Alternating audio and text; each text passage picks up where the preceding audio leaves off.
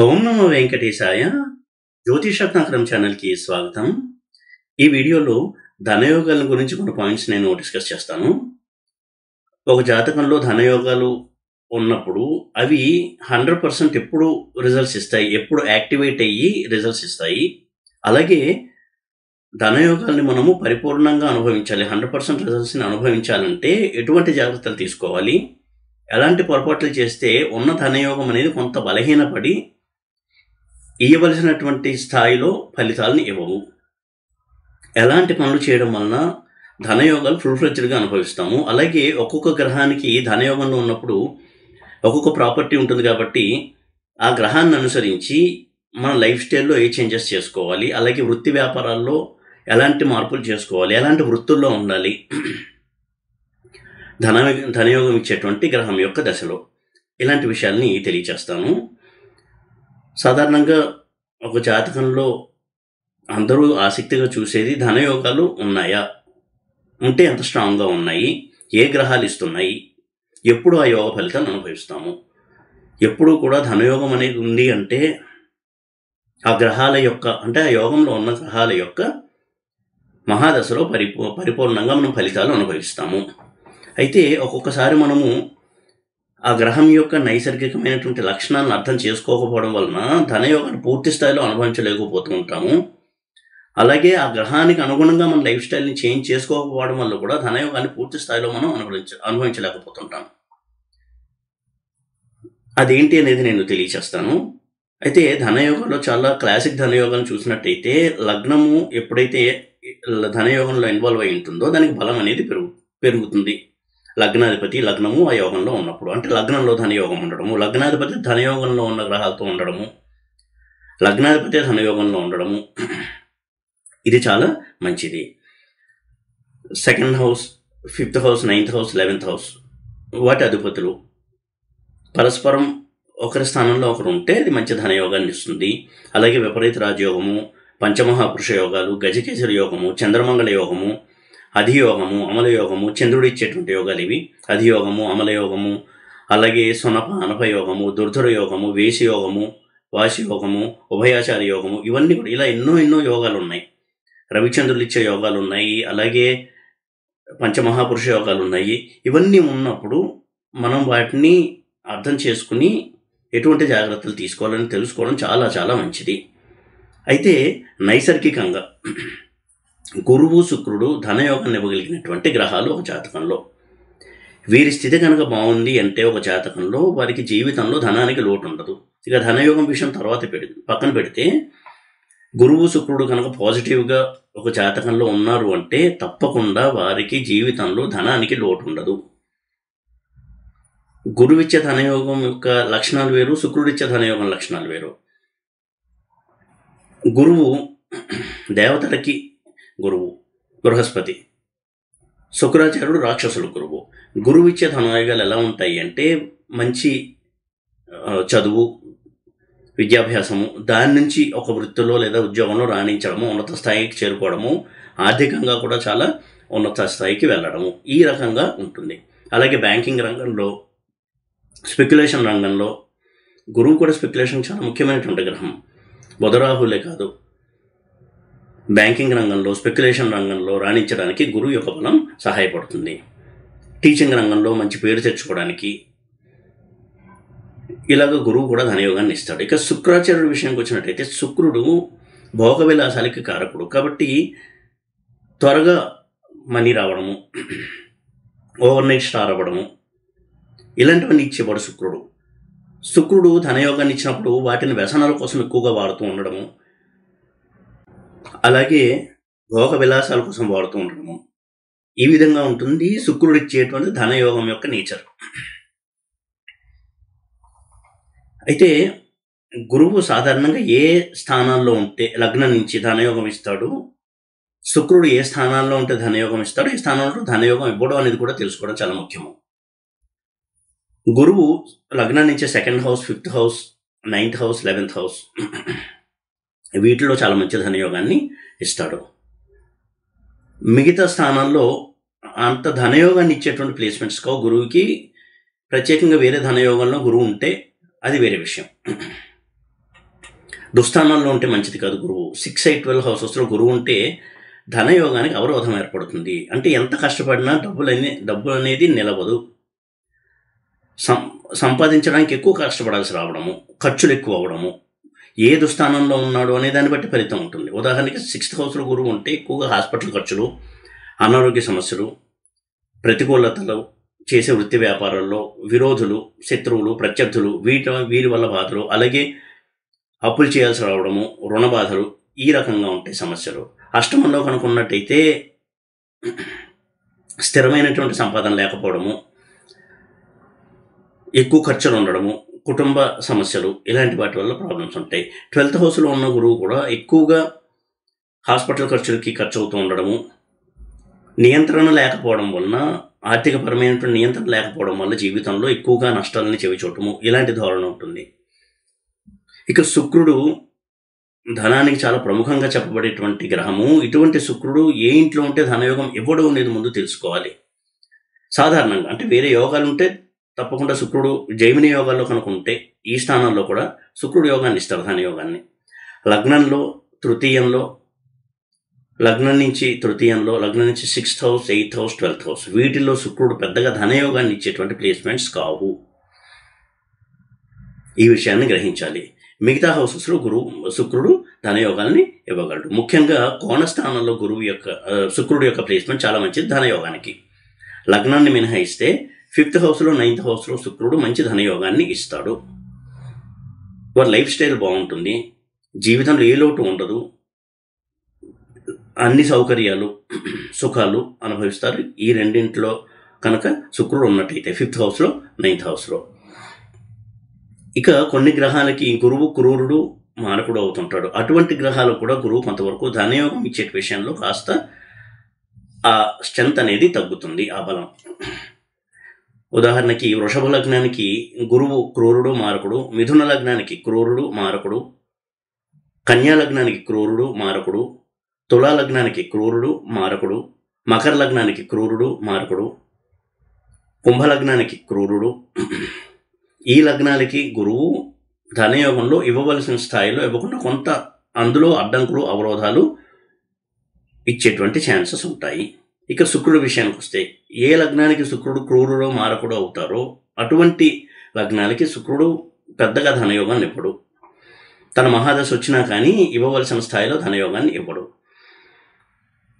శుక్రుడు మేషలగ్నానికి క్రూరుడు, వృషభ లగ్నానికి క్రూరుడు, మారకుడు, కర్కాటక లగ్నానికి క్రూరుడు, మారకుడు, సింహలగ్నానికి క్రూరుడు, మారకుడు, వృశ్చిక లగ్నానికి మారకుడు, ధనుర్లగ్నానికి క్రూరుడు, మారకుడు, మీన లగ్నానికి క్రూరుడు, మారకుడు. ఈ లగ్నాలకి శుక్రుడు అనుకున్నంత స్థాయిలో ధనయోగాన్ని ఇవ్వలేడు. ఇక ఒక్కొక్క గ్రహము ధనయోగంలో ఉన్నప్పుడు ఎలాంటి జాగ్రత్తలు తీసుకుంటే ధనయోగం వృద్ధి చెందుతుంది,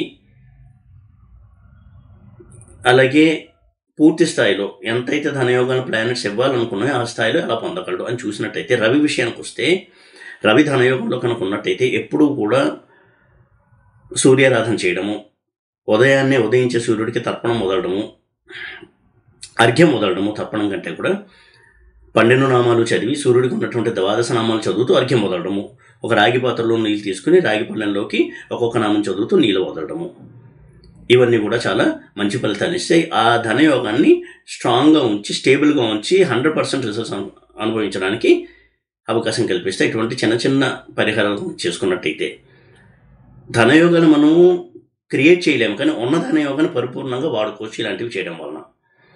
అలాగే పెద్దవాళ్ళని గౌరవించడము, కనీసం ఆదివారం రోజు నాన్ వెజ్ ఫుడ్ తినకుండా ఉండడము, ఆదివారం రోజు హెయిర్ కట్కి వెళ్ళకపోవడము, ఆదివారం రోజు గోళ్ళు తీసుకోకుండా ఉండడం, ఇలాంటివి కూడా రవి ఇచ్చేటువంటి ధనయోగాన్ని ఫుల్ ఫ్లెడ్జ్డ్గా ఇవ్వడానికి సహాయపడతాయి. అలాగే ఆదివారం రోజు సూర్యభగవానుడికి ఎర్రటి పుష్పాలతో, మందార పుష్పాలు కావచ్చు, ఇలా ఎరుపు రంగు పుష్పాలతో అర్చించడం అనేది చాలా మంచిది. చంద్రుడి విషయానికి వచ్చినట్టయితే తల్లిని ఎప్పుడు కూడా గౌరవించడము, ఏ ముఖ్యమైన పనికి వెళ్తున్నా తల్లి యొక్క ఆశీర్వాదం తీసుకుని వెళ్ళడం అనేది చాలా మంచిది. అలాగే లక్ష్మీ వెంకటేశ్వర స్వామి వారిని పూజించడం నిత్యము కూడా, ఇది కూడా చాలా బాగా హెల్ప్ చేస్తుంది ధనయోగాన్ని స్టేబుల్గా ఉంచడానికి. ఒడిదుడుకులు ఉండవు, ఎందుకంటే చంద్రుడు అంటేనే ఒడిదుడుకుని సూచించే ప్లానెట్ కాబట్టి కొంత జాగ్రత్త ఎక్కువగా అవసరం అవుతుంది. ఇక జలాన్ని దానం చేయడం, అవసరమైన చోట్ల చలివేంద్రాలు పెట్టడము, ఈ విధంగా జలాన్ని నీరుని తాగడానికి దానం చేయడము వాలంటరీగా. తరచూ దైవ దర్శనాలు చేస్తూ ఉండడము, మంచి నైతిక విలువల్ని మెయింటైన్ చేయడము, మగవారి విషయంలో పరస్త్రీలతో ఎక్కువగా సంబంధాలు పెట్టుకోకుండా ఉండడము, అడల్టరీ అంటాం, దీని జోలికి వెళ్లకుండా ఉండడం అనేది చాలా మంచిది. అప్పుడు ధనయోగం అనేది బలహీనపడకుండా ఉంటుంది. ఎక్స్ట్రా మ్యారిటల్ అఫైర్స్ ఇవన్నీ కూడా ఉన్న ధనయోగాన్ని బలహీనపరుస్తాయి చంద్రుడు కనుక ధనయోగం ఇస్తున్నట్టయితే. కుజుడు విషయానికి వచ్చినట్టయితే ఆవుకి కందిపప్పు బెల్లం కలిపి తినిపించడము, గోసేవ చేయడము, అలాగే కనీసం మంగళవారం రోజు ఆంజనేయ స్వామి వారికి సింధూర పూజ చేయడము, కోతులకి తీపి పదార్థాలు తినిపించడము, బెల్లం కావచ్చు, ఇలా తీపి పదార్థాలు కోతులకి తినిపించడము, ఎప్పుడు వీలైనా కొంత రాగి పాత్రలో నీళ్లు తాగుతూ ఉండడము, తాగే నీళ్లు రాగి పాత్రలో వేసుకుని తాగడము, ఇలాంటివన్నీ కూడా కుజుడిచ్చే ధనయోగాన్ని స్టేబుల్గా ఉంచుకోవడానికి ఉపయోగపడేటువంటి చిన్న చిన్న పరిహారాలు ఇవి. అలాగే ఎక్కువగా కోపాన్ని గురవకుండా ఉండడము, యాంగర్ మేనేజ్మెంట్ అనేది ప్రాక్టీస్ చేయాలి. వీలైనంత వరకు సాత్విక ఆహారాన్ని తీసుకోవాలి. నాన్ వెజ్ ఫుడ్ అనేది అవాయిడ్ చేయడం చాలా మంచిది. స్త్రీలను గౌరవించడము, తల్లిని, సోదరుల్ని, అంటే అక్కని, చెల్లిని, ఇటువంటి వారిని ఎప్పుడూ చాలా ఆదరంగా చూడటము, ఇవన్నీ కూడా తెలియకుండానే రెమెడీస్గా పనిచేస్తాయి కుజుడి విషయంలో. బుధుడి విషయానికి వచ్చినట్టయితే ఎప్పుడు కూడా స్త్రీలను గౌరవించమనేది కూడా బుధుడికి రెమెడీగా చెప్పారు. అలాగే కనీసం బుధవారం రోజు ఆవుకి పచ్చగడ్డి తినిపించడం అనేది చాలా మంచి రెమెడీ. అలాగే వెంకటేశ్వర స్వామి ఆరాధన, విష్ణు సహస్రనామ పారాయణ రోజు చేయడము, ఇవన్నీ కూడా తెలియకుండా రెమెడీస్గా పనిచేస్తాయి. అలాగే డబ్బుల విషయాల్లో అక్రమాలు, అన్యాయాలు చేయకుండా ఉండడం అనేది ఎప్పుడు కూడా చాలా మంచి రెమెడీగా పనిచేస్తుంది బుధుడి విషయంలో. వాక్కుకు కారకుడు, వాణికి కారకుడు బుధుడు కాబట్టి మాటలతో ఇతరులను నిందిస్తూ ఉండడము, క్రిటిసైజ్ చేయడము, దూషించడము అనేవి చేయకుండా ఉండడం కూడా మంచి రెమెడీ బుధుడి విషయంలో. ఇక శుక్రుడు గురువు విషయానికి వచ్చినట్టయితే ఎప్పుడు కూడా పెద్దల్ని, గురువుల్ని, తనకి పాఠాలు చెప్పిన గురువులు కావచ్చు, మంత్రోపదేశం చేసిన గురువుల్ని ఎప్పుడూ కూడా గౌరవించడము, సేవించుకుంటూ ఉండడము, వారి పట్ల ఎప్పుడూ కూడా ఆదరభావం కలిగి ఉండడము, వారిని తృణీకరించకుండా ఉండడము, వారి మాటకి గౌరవించి ఆదరణతో మెలగడం, ఇవన్నీ కూడా చాలా మంచి రెమెడీస్ గురువు విషయంలో. అందుకే గురువు పాడైనట్టయితే వారికి గురువు యొక్క శాపము, గురువు యొక్క అనుగ్రహం లేకుండా ఉండడం అనేది సూచిస్తుంది. ఎప్పుడుగా ఆర్థిక ఇబ్బందులు, కుటుంబ కలహాలు, ఇవన్నీ వేధిస్తూ ఉంటాయి. అలాగే ఎవరన్నా చదువుకునే వారికి స్తోమత లేకపోతే వాళ్ళని చదివించడం అనేది చాలా బాగా పనిచేస్తుంది గురువు కనుక ధనయోగంలో ఉన్నట్టయితే, ఆ ధనయోగాన్ని స్థిరపరచుకోవడానికి. అలాగే ధార్మిక కార్యక్రమాల్లో ఎక్కువగా పాల్గొంటూ ఉండడము, అబద్ధాలు ఆడకుండా ఉండడము, అనైతికమైన పనులకు దూరంగా ఉండడం, ఇవన్నీ కూడా గురువుకి చేసేటువంటి రెమెడీస్గా పనిచేస్తాయి. ఇప్పుడు కూడా గురువు బలంగా ఉన్నాడు అంటే, ఫర్ ఎగ్జాంపుల్ గురువుకు సంబంధించినటువంటి వృత్తుల్లో ఉండడం అనేది కూడా చాలా బాగా హెల్ప్ చేస్తుంది. బ్యాంకింగ్ రంగము, ఫైనాన్స్ రంగము, టీచింగ్, లీగల్ ప్రొఫెషన్, ఇలాంటి వాటిలో గురువు చాలా మంచి ఫలితాలు ఇస్తారు. కాబట్టి అటువంటి ఫీల్డ్ని చూస్ చేసుకోవడం కూడా ఒక రెమెడీయే. ఆ ధనయోగం అనేది ఇవ్వగలిగినంత స్థాయిలో గురువు ఇస్తాడు. ఇక శుక్రుడి విషయానికి వచ్చినట్టయితే ఎప్పుడు కూడా స్త్రీలను గౌరవించడము, తల్లి, అక్క, చెల్లి, బంధువులు, పిన్నమ్మ, అత్త, ఇలా ఎవరైనా సరే స్త్రీలను గౌరవించడము, భార్యను గౌరవించడము, ఎప్పుడు కూడా ఇల్లు వల్లు నీట్గా క్లీన్గా ఉంచుకోవడము, ఆర్డర్లీగా ఉంచడం, అంటే అమర్చినట్లు ఇంట్లో వస్తువులు ఉంచుకోవడం, ఎప్పుడు కూడా చందరవందరగా పాడేయకూడదు.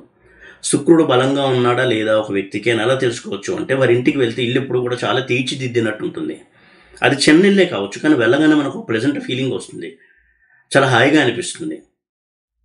ఎందుకంటే ఎప్పుడు కూడా వస్తువులన్నీ క్లీన్గా ఉంటాయి, తుడుచుకుంటూ ఉంటారు, తర్వాత చాలా ఆర్డర్లీగా అరేంజ్ చేసుకుంటారు, కబోర్డ్లో పెట్టుకునేవి, ఇలాగా అన్నీ కూడా పద్ధతిగా ఉంటాయి.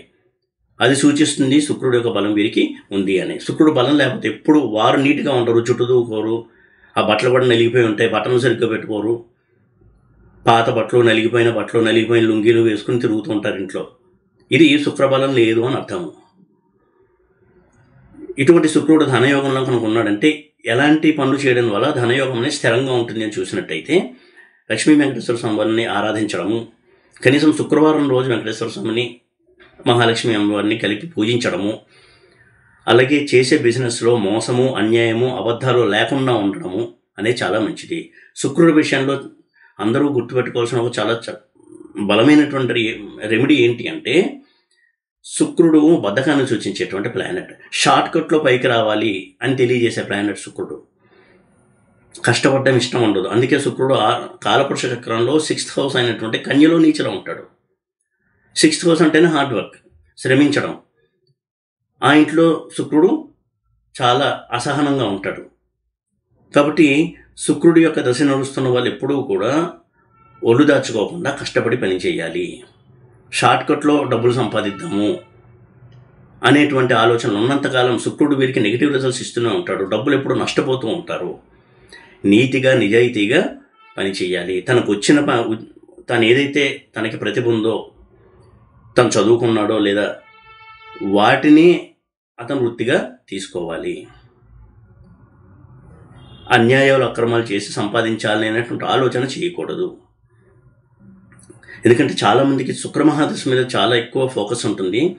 నిజంగానే శుక్రుని కనుక సరిగ్గా అర్థం చేసుకుని మన లైఫ్ స్టైల్ని మార్చుకున్నట్టయితే శుక్రుడు చాలా మంచి ఫలితాలు ఇస్తాడు.